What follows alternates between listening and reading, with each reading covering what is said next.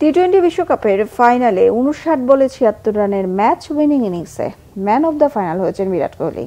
ফাইনালে 18 রানে 2 উইকেট এবং এই বিশ্বকাপে 15 উইকেট নিয়ে প্লেয়ার অব দ্য সিরিজ ভারতের pace bowling sensation Jasprit Bumrah.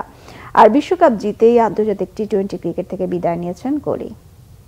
এই বিশ্বকাপে প্রাইজ মানি দ্বিগুণ করেছে আইসিসি। এবারের আসরে মোট প্রাইজ মানি 11.25 মিলিয়ন মার্কিন ডলার, যা বাংলাদেশি মুদ্রায় 132 কোটি টাকারও বেশি। চ্যাম্পিয়ন হয়ে ভারত পুরস্কার পেয়েছে 2.45 মিলিয়ন ডলার, বাংলাদেশি মুদ্রায় 28 কোটি 7 লাখ টাকার বেশি। রানার্স আপ হয়ে 1.28 মিলিয়ন মার্কিন ডলার, বাংলাদেশি মুদ্রায় 11 কোটি 2 লাখ টাকার বেশি পেয়েছে দক্ষিণ আফ্রিকা।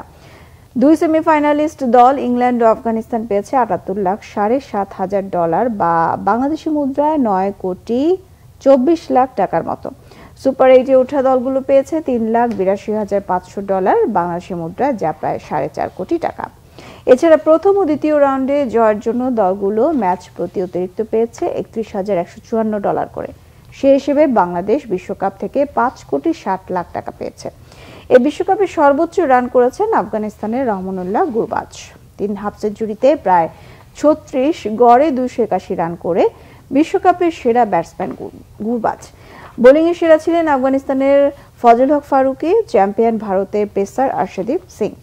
দুজনই 17টি করে উইকেট নিয়েছেন। তবে ওভার প্রতি মাত্র 4.17 রান দিয়ে 8 ম্যাচে 15 উইকেট এবং ফাইনালে দারুণ বোলিংয়ের পুরস্কার পেলেন Jasprit Bumrah player of the series হয়ে। ক্লাসিক 76 রান ইনিংসে man of the final Virat Kohli.